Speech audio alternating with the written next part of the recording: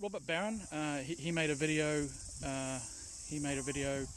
Recently talking about diversity and tolerance as values, and basically what he said was,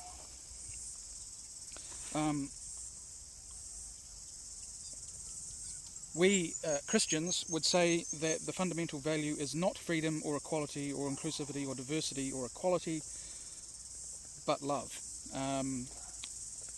So basically he's saying that the primary Christian ethos is love rather than any of these other values. He then goes on to talk about the type of love he's talking about. He uses a baseball team as an analogy. And so in a baseball team there's a coach, and the coach makes decisions about who the players are and who's going to get to play in the team based on their skills. So Bishop Barron makes the analogy between the baseball coach and God, that the baseball coach is discriminating, and basically that allows God to do the same thing, or that justifies God to do the same thing, because surely the baseball coach is loving his team. Well, that's not really true, is it? The baseball coach is really interested in the result, in the winning, being able to win games. He's not really interested in his team as such.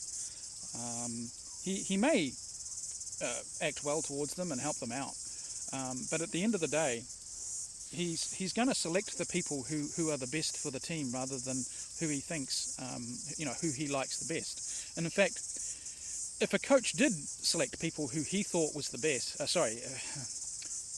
if a coach selected people who he liked or people that he cared about, he would be a bad coach because he wouldn't be selecting the very best people for the job. Now let's look at real judges. Does a judge love those who he is judging? Well, I would say that that's the worst kind of judge. If you had a judge, the last one you want is one that is going to let their personal feelings, one way or the other, decide what kind of punishment you're going to receive, or even whether you're guilty or not. So the good judge is one who is impartial and who doesn't let their emotions sway them in any way. Whereas apparently the God of the Bible is one that lets their emotions and their love, or potentially their love or judgment of people and whether they are worshipping him. I mean, what kind of criteria is that? Not only are we not talking about things that are demonstrably harmful, but he's interested in his own self-glorification, and he's judging people on whether people worship and obey him based on his own rules rather on their own understanding of what is good and bad. So let's apply that to the situation of God. Basically, God is good if he shows emotion when he's judging people? No. A good judge is someone who is impartial and who can put aside their personal feelings and judge it basically on the merits of the case. So the last thing you want in a courtroom is a partial judge, one that's going to allow their emotions to rule over their reason. JezuzFreek makes the same kind of argument that Barron does. Basically that the reason they're condemned is because before God they're disrespecting God, whereas the Christians respect God and obey and worship him.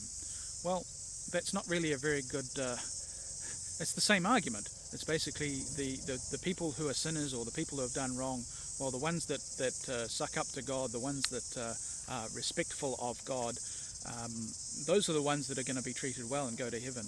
While the ones that don't respect God, the ones that don't believe in him, well, they're going to hell.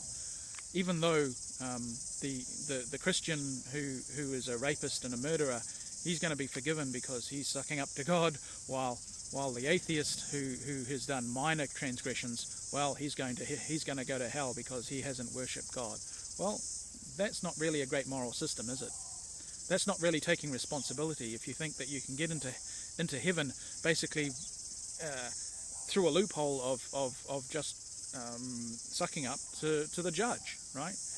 If you could get off by basically bribing the judge, by giving him what he wants, that's not really a good judge, is it?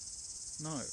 We want an impartial judge. The judges here on earth, If you have a judge, you want one that's going to be impartial and is going to dish out justice if someone has done something wrong, or to let them free if they're innocent. You want a good judge, not one who's partial based on what people do to him personally. Okay, so rather than using as a judge as an analogy to God and God as a judge, let's say God is a father or God is a parent. Well, in this situation, is God really being a parent loves their child? Okay, they are partial towards that child. They will give that child preference over others. They are not unbiased. They are definitely, because of their love, that they are going to show their child preference. They may even forgive them for transgressions which are unacceptable in others. So is God like this? Because that's not a just God, is it? You can't both be just and loving. It's kind of a bit of a dichotomy. You can't truly be both. The other aspect of a parent is that they go through a process of transferring responsibility from the parent to the child. So when a child is born, they are completely dependent 100% on the parent. All the decisions are made by the parent for the child, and they have no control and no responsibility whatsoever. As the child develops and grows, they're given more and more responsibility. At first, it's a very small amount of responsibility. They're responsible for, once they can walk, they're given responsibility. Perhaps you start teaching them things about not to touch, but you don't tell them why. You don't have a discussion about why. You basically, you're telling them, and they trust you. There's a child will trust that the parent is right and good, and they do what they're told. Not because they've thought about it and they have massive powers of reason, but because at that age, doing what your parents tell you is necessary pretty much just to survive. So we're kind of pre-programmed to respect our parents and believe what they tell us. So a parent starts off having all the responsibility, but over the years that responsibility gets increasingly transferred to the child until they're an independent adult able to make their own decisions and based on their own moral concepts.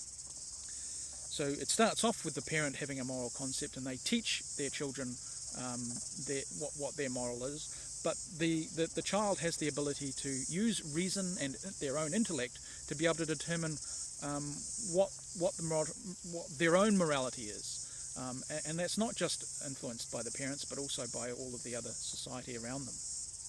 This is completely unlike God. So God essentially is enforcing his own moral beliefs onto everyone. So I mean, he's not acting like a parent, although he's supposedly loving and parent-like.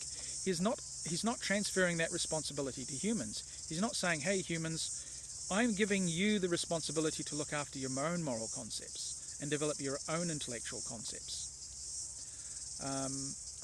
He's basically laying down the law like he's a parent forever. In other words, he's the parent that never grows old, that never lets go. He's the ultimate helicopter parent who is always looking to make sure that you're doing what they think you should be. That's not a cool parent, okay? That's not the kind of responsible parent that allows a child to develop into a fully functioning adult, okay? Parents, their responsibility is to bring children up so that they are fully functioning, responsible, and intelligent adults. It isn't to be constantly trying to get them to adhere to their own personal views. So that was my point of view. I'm just watching my dog, by the way, because she's running around. So that's my point of view. If there was a God, and he was a good God, he would let us grow up and be ourselves and have our own point of view and use our own intellect to come up to conclusions about how we should live our lives, not impose it from above in some kind of book.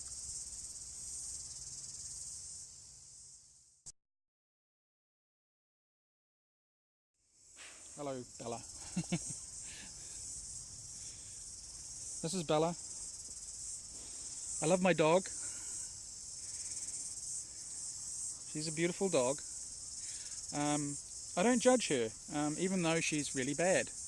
So yesterday she stole some food. In fact, almost every day she tries to steal food. She's a very bad doggy. But she's a very loving doggy. We get on very well.